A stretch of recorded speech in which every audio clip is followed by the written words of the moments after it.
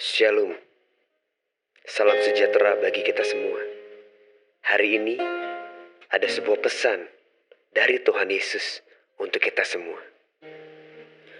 Hai anakku, kemana saja kamu? Sudah lama aku tidak mendengar suaramu. Kamu baik-baik saja kan? Jika kau ada masalah, mari datang padaku. Ceritakanlah keluh kesahmu padaku. Aku setia dan adil. Aku akan mendengarkan. Aku akan memberimu jalan. Aku akan memberikanmu kelegaan. Jangan berprasangka buruk padaku. Kapan terakhir kali engkau berdoa? Mari kembali bangun mesbah doamu. Dan percayalah, aku selalu ada di sini untuk menerimamu, untuk memelukmu. Aku mengasihimu.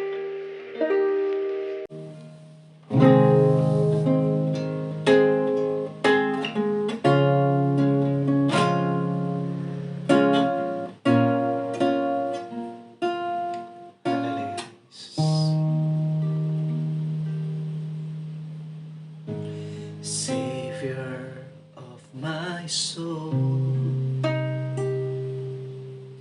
I confide in you through all my darkest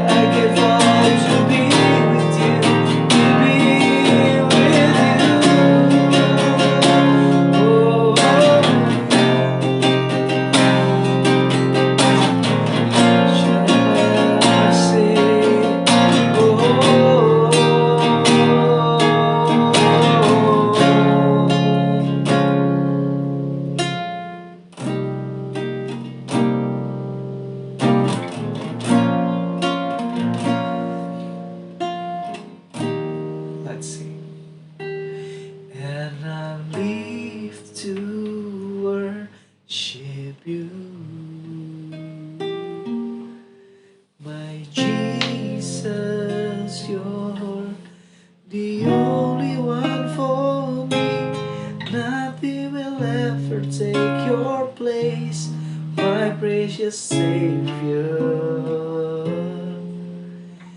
Who can stand between my Lord and me? And I live to honor you, and I long to bring my life an offering. Take me higher, draw me deeper. I give all to be with you. Take me higher, draw me deeper. I give all to be with you. Take me higher, draw me deeper. I give all to be with you.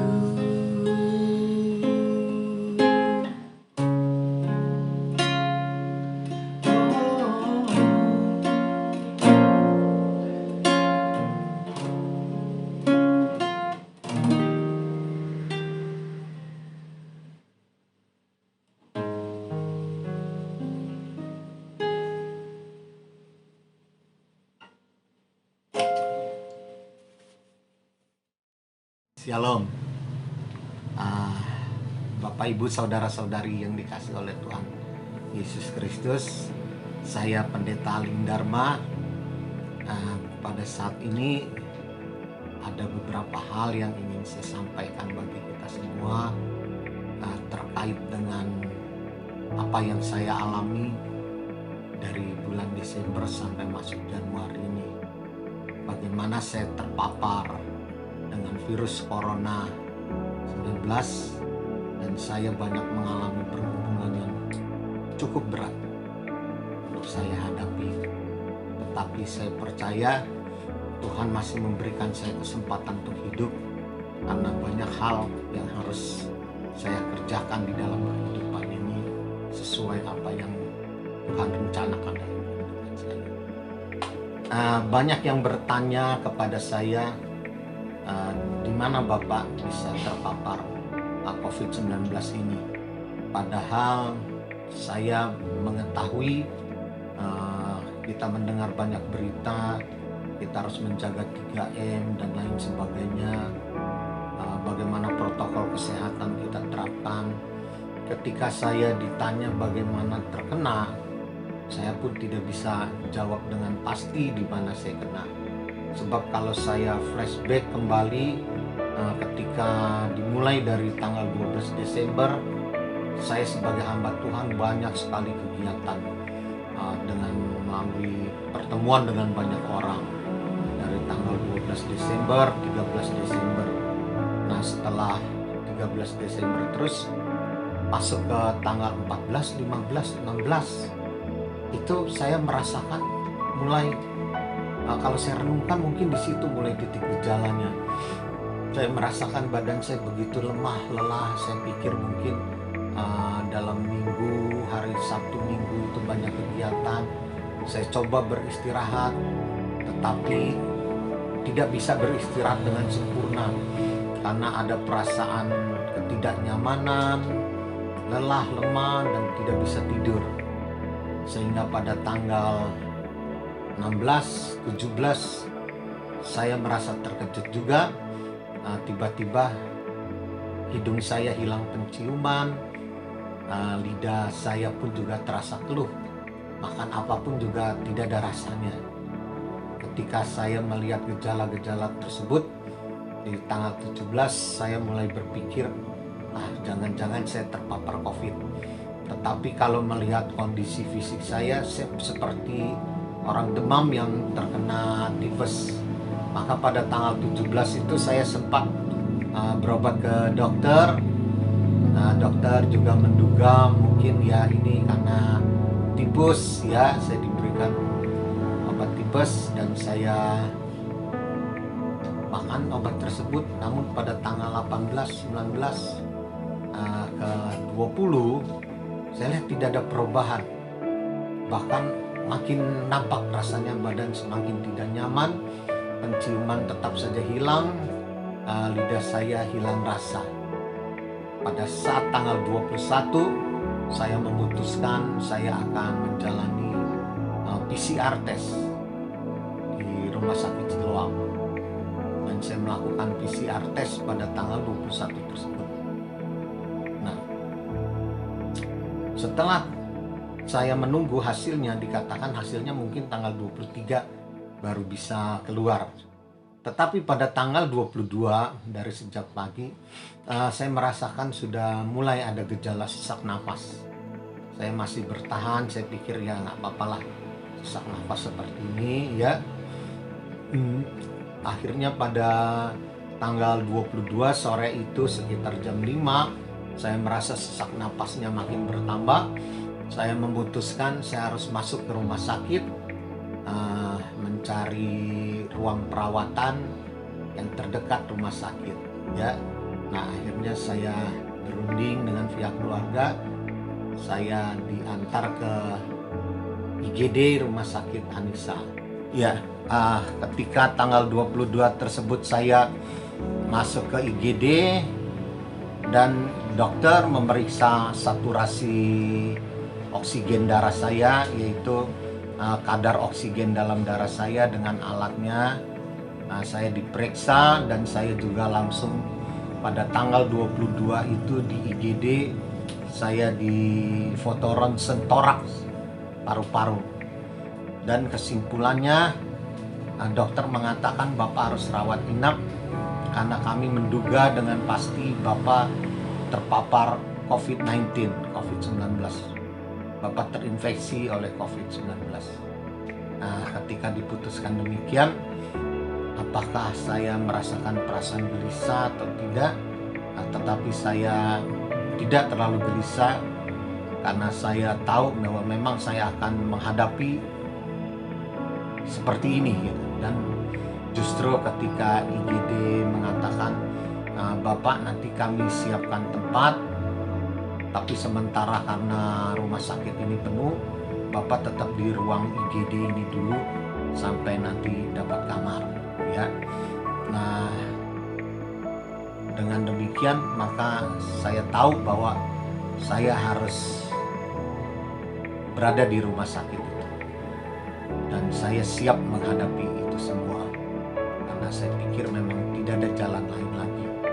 Nah, sejak tanggal 22 malam di ruang IGD saya disiapkan, saya sudah diberikan oksigen melalui hidung pada tanggal 22 tersebut. Sampai tanggal 23, 24 kondisi saya makin memburuk. Perawat mengatakan saturasi oksigen saya, kandungan oksigen dalam darah saya semakin merosot, napas saya semakin sesak. Saya juga kalau mengingat pada kejadian tanggal 23 dan 24, saya merasa seperti mimpi. Banyak hal-hal yang saya rasa setengah sadar saya alami. Nah, tetapi pada tanggal 25 pagi, perawat mengatakan kondisi Bapak harus dirawat secara khusus. Bapak harus masuk ruang ICU.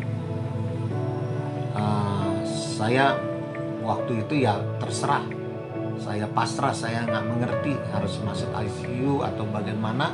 Tetapi perawat mengatakan kepada saya masih ingat saturasi Bapak saat ini sangat ngedrop sekali Pak. Bapak udah sampai di 84, rata-rata di 84 sampai 87% saturasinya. Jadi Bapak harus dirawat di ruang ICU. Yang saya ingat pada tanggal 25 pagi itu, saya masuk di ruang ICU, saya dipasangkan mesin yang disebut namanya HFNC, yaitu High Flow Nasal Channel. Itu adalah mesin yang untuk mendorong oksigen masuk ke paru-paru kita. Itu seperti mesin di golongannya adalah golongan ventilator. Jadi pertama kali dipasang mesin itu pada tanggal 25 itu dengan kondisi maksimal.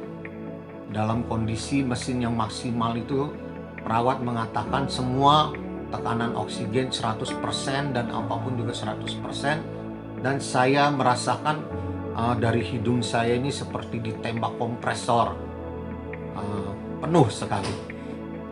Pada saat itu sungguh keadaan yang tidak nyaman sekali karena dari lubang hidung kita ditekan dengan oksigen yang begitu banyak sekali ya. Tetapi ketika dalam keadaan-keadaan seperti itu saya merasakan Tuhan tuh, saya merasa Tuhan dekat dengan saya.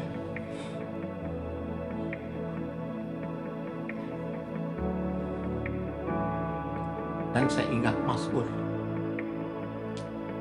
23, saya sangat ingat sekali. Tuhan menjanjikan saya, Tuhan membaringkan saya di padang yang berumput hijau.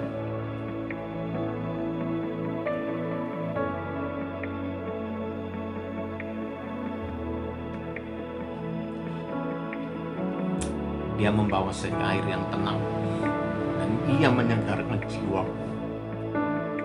Ketika saya ingat itu, saya merasa begitu segar sekali. Dan perawat mengatakan, wah luar biasa, Bapak dalam tempo berapa jam sekarang saturasi oksigen Bapak bisa mencapai 100%. Jarang terjadi. Dan saat itu mesin tersebut sudah mulai dikurangi kadarnya karena harus bertahap diturunkan ya. Nah, pada saat setelah 100% saya diturunkan ke 80% ya. Dalam keadaan 80% pun pada tanggal 26 atau 27 sampai 28 ya. Saya ingat saya 10 hari di ICU itu saya menggunakan mesin itu lebih kurang 6 hari. Ya, 6 hari saya menggunakan HFNC itu ditembak dari 100% mulai berturun dan secara ajaib pada hari ke-6 saya lepas dari mesin itu, tetapi saturasi oksigen saya tetap bertahan bisa di 98, 99 karena saya tahu Tuhan menyegarkan jiwaku. Sehingga pada hari ke-7, ke-8 mesin itu lepas dari saya, tapi saya masih dipantau di ICU. Saya diganti dengan oksigen biasa yang berupa masker oksigen.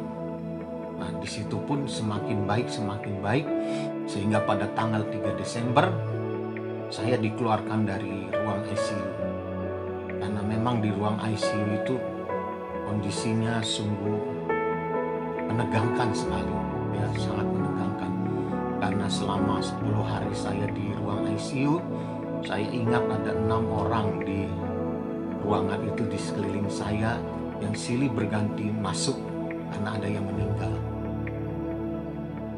Mereka tidak tahan dengan mesin HFNC itu, sehingga banyak sekali angka kematian di ruang ICU itu.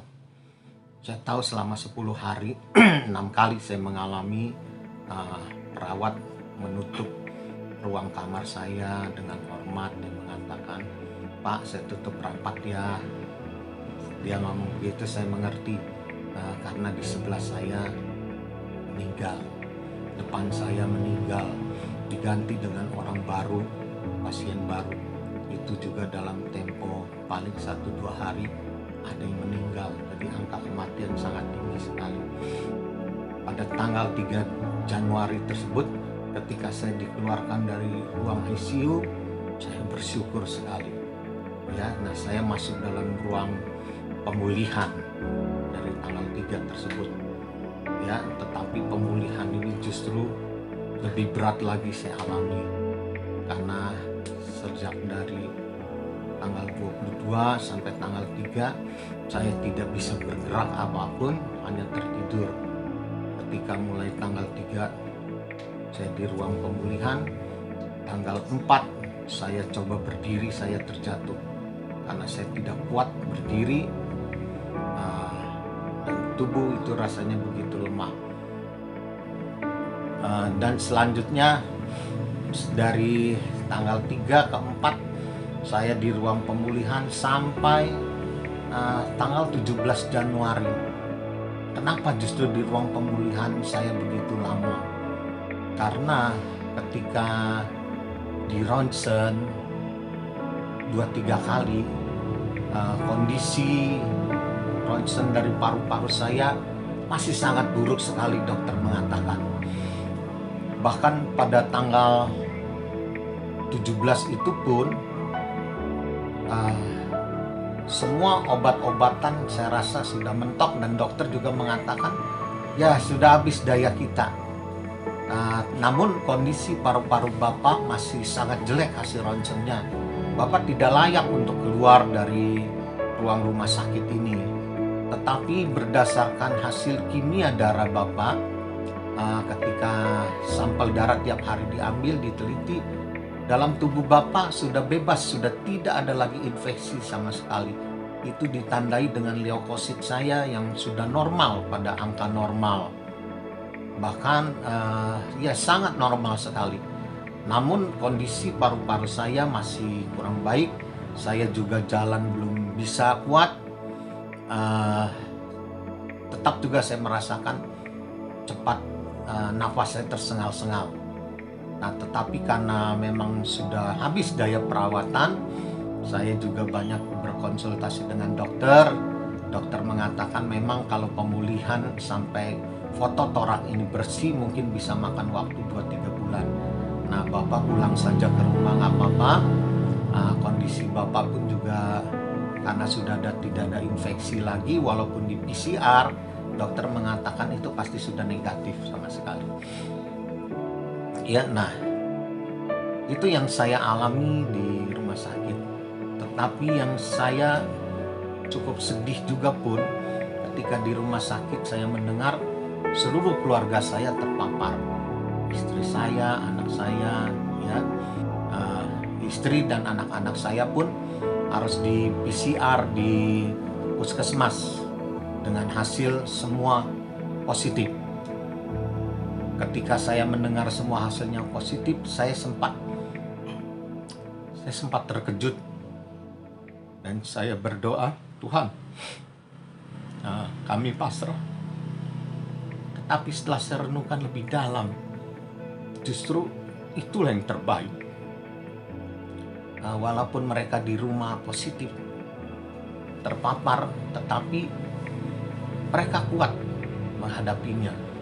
Ya, walaupun mengalami ketidaknyamanan selama 14 hari, saya tahu mereka mengalami ketidaknyamanan, tubuh seperti tidak nyaman, ya apapun juga, tetapi justru itu yang terbaik. Kenapa yang terbaik? Karena ketika mereka dikatakan mereka justru semua mengalami apa yang disebut orang tanpa gejala, OTG, ya walaupun mereka positif dan mereka bisa melalui itu semua. Saya bersyukur juga. Kenapa?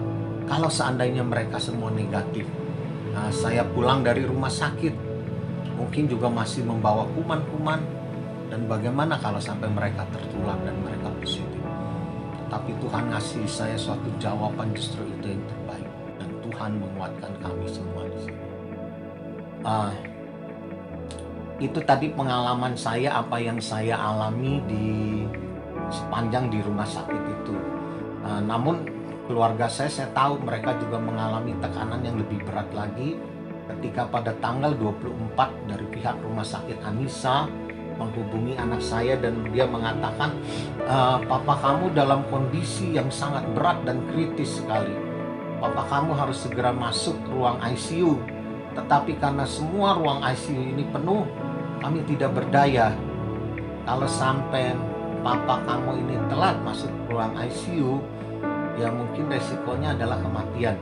Ya, dan anak saya mendengar seperti itu, dia tidak bisa bercerita kepada siapa-siapa. Ya dia hanya simpan dalam hati. Nah, tetapi puji Tuhan tanggal 25 Desember pagi itu saya bisa dapat ruang ICU itu. Saya percaya ini adalah Tuhan yang mengatur dan Tuhan yang memberikan kesempatan bagi saya, sehingga saya dapat ruang ICU itu, dan saya juga mendengar dari teman-teman saya bahwa kondisi di rumah sakit seluruh Jabodetabek, mungkin rumah sakit bisa menampung, tetapi ruang ICU tidak ada yang bisa dapat sekali, begitu sulit sekali. Setelah saya di rumah, saya lebih banyak mendengar berita bahwa angka orang yang terpapar COVID-19 di seluruh Indonesia dan khusus Jabodetabek semakin meningkat ya, semakin bertambah. Saya tidak bisa bicara banyak, mungkin beberapa orang dengan fisik yang kuat mereka tidak mengalami gejala yang parah. Tetapi bagi orang-orang yang tua ya, orang-orang tua kita, apalagi mereka ada penyakit penyertanya seperti jantung, diabetes ya, kelemahan-kelemahan tubuh yang lain, itu sangat berat sekali menghadapi COVID-19 ini. Karena itu saya menghimbau bagi kita semua, berhati-hatilah dalam kehidupan ini. Sebab COVID-19 ini bisa memapar kita adalah melalui manusia. Karena itu mari kita hindari keramaian, makan bersama, kita hindari pertemuan dalam ruang yang tertutup lebih dari 1 jam.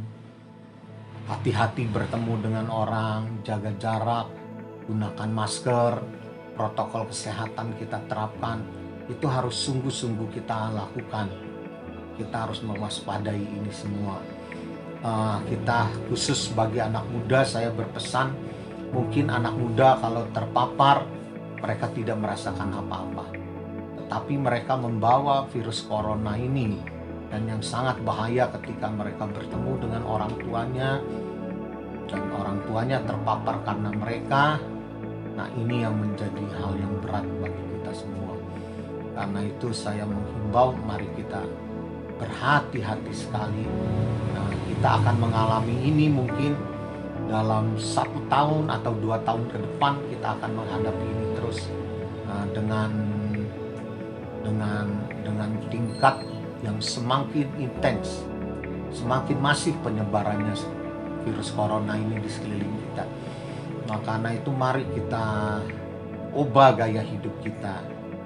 Kita ubah, kalaupun kita harus beli makanan dari luar atau apa, bungkuslah, bawa pulang dan panaskanlah itu. Dan lebih baik lagi kita masak di rumah, kita makan di rumah bersama-sama. Bapak, Ibu, Saudara-saudari yang dikasih oleh Tuhan, Tuhan memberikan saya suatu pengalaman kehidupan bagi saya sekeluarga ketika kami terpapar COVID-19 ini. Dari itu kami, khususnya kami Gereja Betel Indonesia, Jemaat Kedaung Wetan dan Jemaat Ampelona, saya sebagai gembala pembina, saya menghimbau bagi kita jemaat semua untuk mengambil suatu keputusan, dan ini kami terpraktekkan sungguh bersama-sama, karena ini suatu nilai yang penting.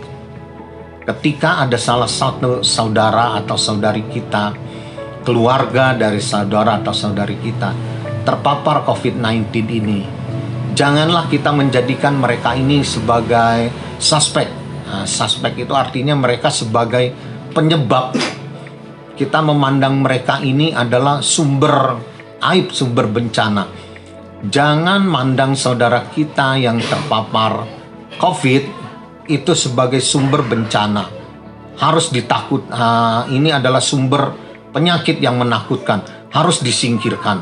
Dengan kata kasar, jangan mandang saudara kita yang terpapar, kita mengatakan, "Nyahlah engkau dari hadapanku."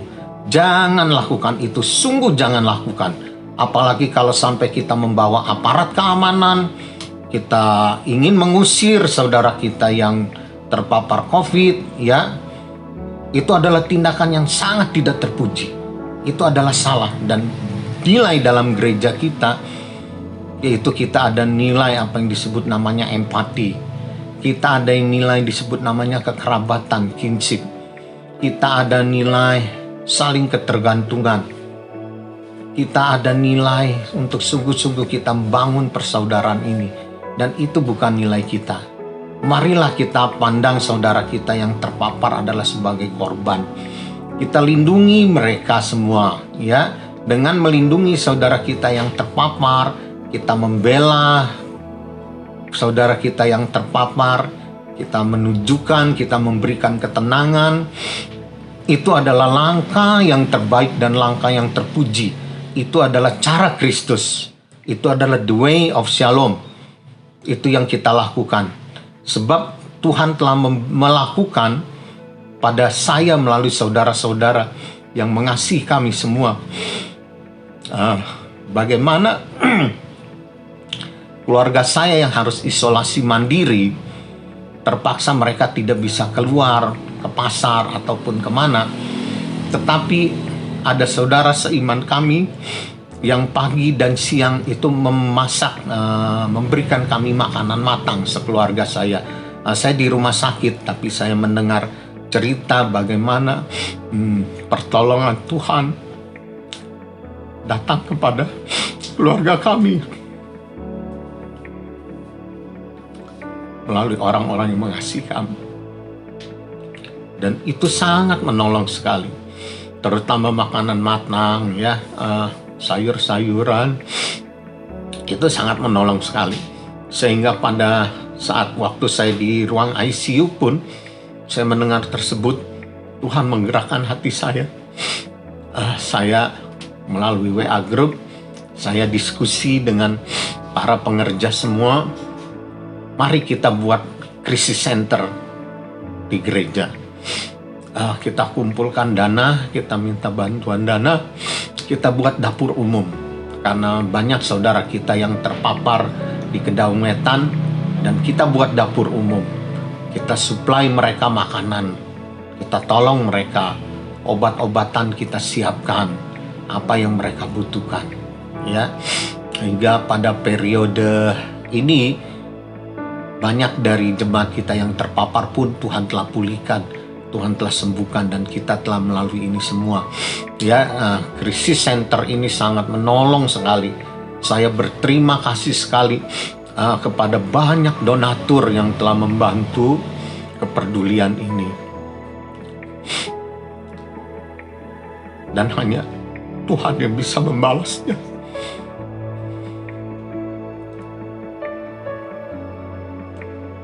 Dan saya himbau bagi kita semua, dengan pengalaman-pengalaman ini pun, kalau sampai nanti kita tidak bisa menghindar untuk tidak terpapar. Namun satu hal yang ingin saya katakan, marilah kita yang belum terpapar jaga kesehatan. Miliki pola tidur yang baik. Protokol kesehatan diterapkan. Kalau kita sudah melakukan itu semua, ternyata memang virus corona penyebaran yang begitu masif pun, kalaupun kita terpapar, saya berdoa kita menjadi OTG. Saudara kuat menghadapi ini semua karena saudara mempunyai fisik tubuh yang terpelihara, pola tidur yang baik. Sebab dikatakan semakin parah orang yang terpapar COVID, itu terbukti bahwa karena dia mempunyai pola tidur yang sangat buruk. Karena itu mari kita yang belum terpapar, mari sungguh-sungguh jaga kesehatan. Ya, kalaupun saudara sampai terpapar, jangan takut. Kami akan mendukung dalam doa, kami akan mendukung keluarga saudara. Kami akan mendukung, sungguh. Karena kami punya pengalaman. Kalau sampai ada salah satu saudara kita yang terpapar, kita harus bela mereka. Kita harus bela keluarga mereka. Kita harus bela lingkungan mereka. Bukan kita usir mereka atau kita bungkamkan mereka. Tidak, tapi kita lindungi mereka. Haleluya. Saya percaya inilah jalan Tuhan. Saya percaya memang ke depan kita tidak akan bisa mengalami kondisi seperti semula. Itu adalah suatu hal yang tidak mungkin. Namun kita akan menghadapi suatu kehidupan dengan pola-pola yang baru. Tetapi saya percaya bahwa kita siap menghadapi itu. Jangan takut. Jangan takut. Haleluya.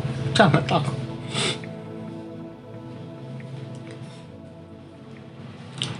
Tuhan menyertai kita semua.